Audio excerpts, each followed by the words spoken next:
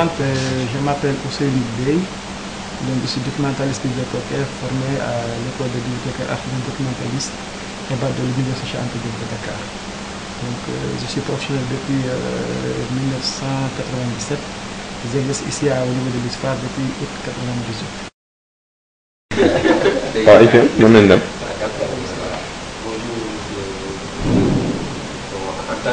waaw. Merci beaucoup, chers étudiants.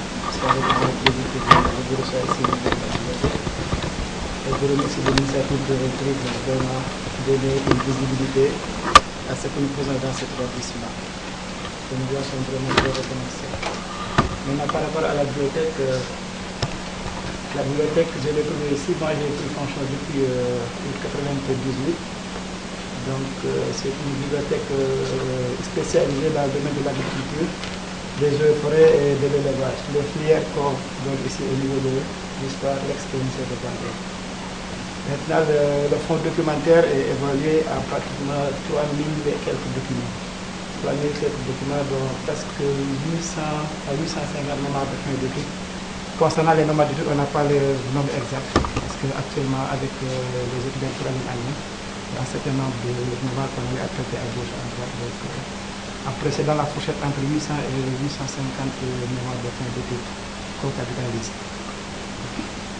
Bon, à part les mémoires de fin d'études, est-ce qu'il y a d'autres livres?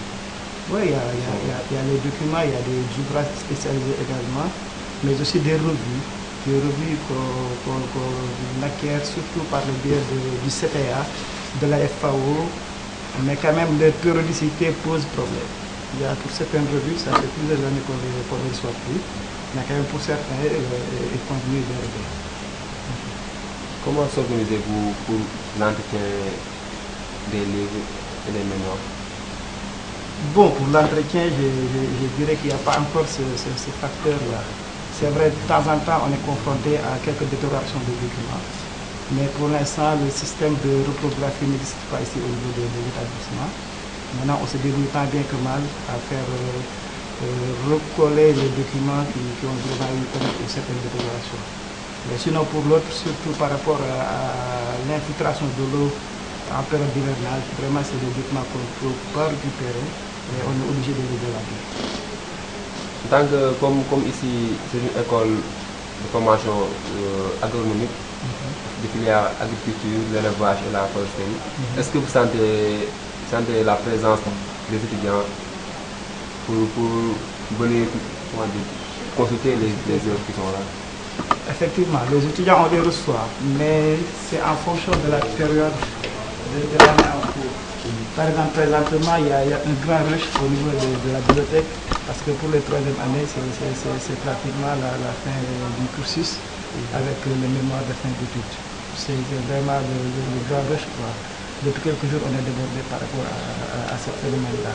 Sinon, à période normale, bon, à peu près, après, on a 5 à 10 utilisateurs par jour. Vu le système ici, le système LMD, bon, les étudiants, souvent, ils ont l'excuse de dire qu'ils sont tellement, comment dirais-je, tellement charcutés avec les cours, là, donc vraiment, ils n'ont pas assez de temps pour passer à la bibliothèque. À propos de la numérisation, comment faites-vous pour mettre tous les œuvres qui sont là? En fait, la numérisation, c'est un projet. C'est à l'état de projet, parce qu'on a constaté, surtout pour les enseignements, parce que, comme je disais tantôt, il y a près 800 à 850 mémoires de fin d'études. Une grosse partie de ce lot vraiment est constituée de mémoires assez anciennes, qui datent des années 60, du début de la création de l'ex-ENCR. Donc, vous voyez, il se pose le problème de la conservation, donc on a prévu de mettre en projet la numérisation, surtout de ces mémoires-là. Mais malheureusement, il y a la question de la modicité des moyens qui se pose. Donc, on a essayé d'anticiper sur cette numérisation en faisant quoi? En demandant depuis 2 ans ou 3 ans, en récupérant le fichier électronique des mémoires de fin d'études pour anticiper sur ce travail-là, qu'on sait qui se fera du jour au lendemain. Donc ce projet, on est en train de travailler avec l'USAID dans le cadre de son projet ERA. Donc ce n'est pas encore totalement finalisé, on est dans les préalables, dans les discussions. Je crois que c'est au niveau du consultant que le problème se pose. Mais sous peu, nous espérons bel et bien, vraiment. Est-ce qu'il y aura une place sur le site vérité après numérisation? Effectivement, moi je dirais que c'est ça l'objectif final. L'objectif final de cette numérisation, c'est de donner une grande visibilité au travail des étudiants qui se fait ici au niveau de l'histoire extérieure. Visibilité, certes, que pourra nous offrir le net à travers différents sites, et principalement le site de l'Université de Thiès auquel nous dépendons. Au-delà du site de l'Université de Thiès, nous avons d'autres partenariats, surtout dans le cadre du SIST, le système d'information scientifique et technique au niveau du Sénégal, qui regroupe l'ensemble des bibliothèques des universités sénégalaises, mais également au niveau du CODEX, le consortium des bibliothèques de l'enseignement supérieur. Donc forcément, ce sera une grande fenêtre pour nous, avec cette numérisation-là. Donc je dirais, comme je disais tantôt, ça vraiment c'est la finalité de cette numérisation-là. Et ça permettra de faire connaître nos étudiants, surtout leur œuvre à travers nos livres. Bon, monsieur B, je vois ici des cartes ici. Okay. Est-ce que vous pouvez nous expliquer comment ça se passe, les formalités et ces cartes-là, comme vous voyez, c'est les cartes de bibliothèque. Donc, depuis quelque temps, on a mis en place un système d'inscription. Après que le recteur eut pris un arrêté, demandant à ce qu'on puisse vraiment harmoniser au niveau de toutes les bibliothèques de l'Université de Thiès. Maintenant, pour les étudiants, nos étudiants de l'ISFAR, la consultation elle est possible sur place. Dès l'instant qu'on est inscrit comme étudiant, on peut vraiment accéder à la bibliothèque. Maintenant, pour pouvoir bénéficier des prêts, c'est pour cela qu'on a mis ce système d'inscription pour demander une participation symbolique des étudiants, qui est de 1 000 francs, plus la carte d'étudiant et une photo. C'est après ces formalités, après avoir rempli cette fiche, un exemplaire de fiche d'inscription, qu'on établit une carte pour les étudiants qui les permet également en même temps d'accéder aux différentes bibliothèques de l'Université de Thiès, à savoir la bibliothèque de l'ENSA, la bibliothèque centrale, la bibliothèque de l'UFR Santé, la bibliothèque de l'UFR Sciences économiques et sociales également.